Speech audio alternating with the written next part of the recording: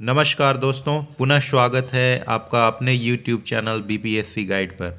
दोस्तों, financial year यानी वित्तीय वर्ष 2022-23 की समाप्ति होने वाली है और वित्तीय वर्ष 2023-24 की शुरुआत होने वाली है। ऐसे में 1 फरवरी 2023 को बजट पेश होगा फाइनेंशियल ईयर 2023-24 के लिए, जिसमें कई शब्दावलियां पेपर में देखने को मिलेंगे। अभी से उसकी शुरुआत हो चुकी है क्योंकि बजट पे चर्चा शुरू हो गया है आर्थिक सलाहकारों के द्वारा। तो बजट में जैसे फिस्कल डेफिसिट क्या होता है, राजकोषीय घाटा, राजस्व घाटा, रेवेन्यू डेफिसिट, बजट डेफिसिट क्या होता है, तो इन सब की चर्चा मैं एक एक वीडियो में कर दूंगा। ये मेरा पहला क्लास है जिसमें मैं एक्सपेंडिचर एंड रिसीट की बात करूंगा। Concept of budget class 1, expenditure and receipt. तो आइए शुरू करते हैं दोस्तों। क्योंकि अगर आप बजट डेफिसिट का फॉर्मूला देखेंगे तो उसमें होता है total expenditure minus total receipt. जब सरकार का खर्चा एक्सपेंडिचर ज़्यादा हो जाता है सरकार की प्राप्ति यानी रिसीट से, तो उसको क्या कहते हैं, बजट डेफिसिट कहते हैं। तो आपको सबसे पहले जानना जरूरी है कि सरकार का टोटल खर्चा यानी टोटल एक्सपेंडिचर क्या होता है, उसमें क्या क्या शामिल होता है, और सरकार का टोटल रिसीट यानी कुल प्राप्ति क्या क्या होती है, उसमें क्या क्या शामिल होते हैं। तो उसी के बारे में चर्चा करेंगे। इसी तरह का एक 66वीं बीपीएससी पीटी में एक क्वेश्चन था कि रेवेन्यू डेफिसिट क्या होता है, वो सरकार के लिए कैसे बोझ है। इस तरह का एक क्वेश्चन था जिसे आप देख लेंगे 66वीं बीपीएससी में। तो ये जो मेरा आने वाला 2-3 क्लास होगा उससे आप हेल्प ले सकते हैं। ये बैंकिंग स्टूडेंट्स के लिए भी इक्वली इम्पॉर्टेंट है, या जो जनरल कॉन्सेप्ट है बजट के लिए जो हर एक आदमी को जानना चाहिए, वो उसके लिए ये ज़रूरी है। तो आइए शुरू करते हैं। Types of expenditure. सरकार का एक्सपेंडिचर यानी खर्चा में क्या क्या शामिल होता है। पहला है रेवेन्यू एक्सपेंडिचर, राजस्व व्यय। राजस्व व्यय के अंदर होता है प्रशासकीय एवं रक्षा सेवाएं। कोई भी जो डिफेंस सर्विसेज है या प्रशासन की सर्विसेज है उसमें जो सरकार की खर्चा होती है उसको रेवेन्यू एक्सपेंडिचर में रखते हैं। सामाजिक सेवाएं, जो भी सोशल सिक्योरिटी स्कीम्स है जैसे फूड सिक्योरिटी स्कीम्स या विधवा पेंशन योजना, या और भी जो समाज के लिए सरकार स्कीम्स चलाती है उसमें सरकार का जो खर्चा होता है उसको रेवेन्यू एक्सपेंडिचर में रखते हैं। ब्याज अदायगी, सरकार अगर कहीं से ऋण ली है तो उसमें जो इंटरेस्ट पेमेंट करेगी उसको भी रेवेन्यू एक्सपेंडिचर में रखते हैं। अनुदान, राज्य सरकार वगैरह को जो सरकार ग्रांट्स देती है तो उसको भी रेवेन्यू एक्सपेंडिचर में रखते हैं।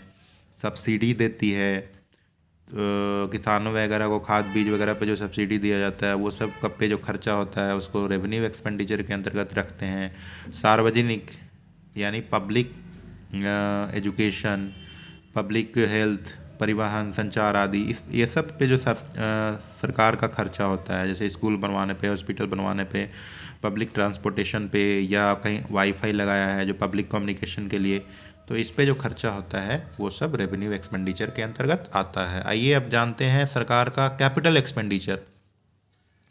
पूंजीगत व्यय क्या क्या होता है। तो भूमि, भवन, मशीनरी का अधिग्रहण। सरकार को कोई प्रोजेक्ट लगाना है जैसे रेलवे लाइन बिछाना है तो उसके लिए भूमि, भवन, मशीनरी वगैरह का अधिग्रहण करेगी, तो उसको पूंजीगत व्यय में रखते हैं। कैपिटल एक्सपेंडिचर का मतलब होता है भविष्य में ऐसा एक्सपेंडिचर जिससे सरकार को भविष्य में कुछ रेवेन्यू जनरेट हो, तो उसको कैपिटल एक्सपेंडिचर में रखते हैं।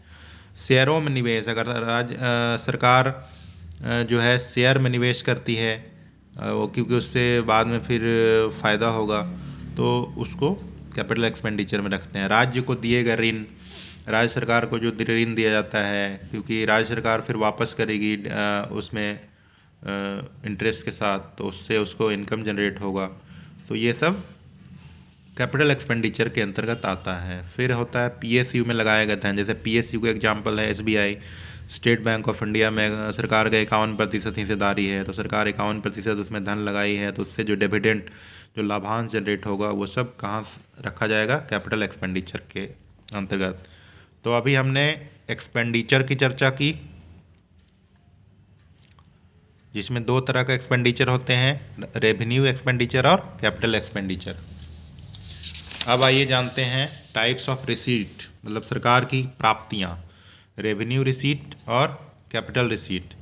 तो रेवेन्यू रिसीट में जो होता है वो डायरेक्ट एंड इनडायरेक्ट टैक्स होता है, जैसे इनकम टैक्स, जीएसटी, ये सब को रेवेन्यू रिसीट के अंतर्गत रखा जाता है। फिर सार्वजनिक उपक्रमों से लाभ, जैसे अभी हमने बताया वहाँ पहले कि कैपिटल एक्सपेंडिचर जो एसबीआई में करेगी तो उससे जो डिविडेंड मिलेगा उसको रेवेन्यू रिसीट के अंतर्गत रखेंगे। इंटरेस्ट फ्रॉम लोन्स, राज्य सरकार वगैरह को या विदेशी सरकार को जो लोन दिया जाता है उससे जो इंटरेस्ट मिलता है उसको रेवेन्यू रिसीट में रखते हैं। फिर है पूंजीगत प्राप्ति, कैपिटल रिसीट। निवल घरेलू ऋण, सरकार जो देश के अंदर से लोन लेती है जैसे आरबीआई वगैरह से। फिर निवल विदेशी ऋण, विदेशों से जैसे वर्ल्ड बैंक वगैरह से जो ऋण लेती है, तो ये सब पूंजीगत प्राप्ति हो गया। इसके साथ ऋण वापसी, सरकार ने जो कहीं ऋण बांटा है उसकी अगर वापसी हो जाती है तो वो कैपिटल रिसीट के अंतर्गत आता है। तो दोस्तों आज हमने चर्चा किया दो तरह का, एक एक्सपेंडिचर और दूसरा रिसीट। एक्सपेंडिचर भी दो तरह का होता है, रेवेन्यू एक्सपेंडिचर और कैपिटल एक्सपेंडिचर। रिसीट भी, सरकार की प्राप्ति भी दो तरह की होती है, रेवेन्यू रिसीट और कैपिटल रिसीट। इसी के साथ मैं ये वीडियो समाप्त करता हूँ। वीडियो अच्छी लगे तो लाइक करें, शेयर करें और हमारे चैनल को ज़रूर सब्सक्राइब करें। तब तक के लिए धन्यवाद। जय हिंद।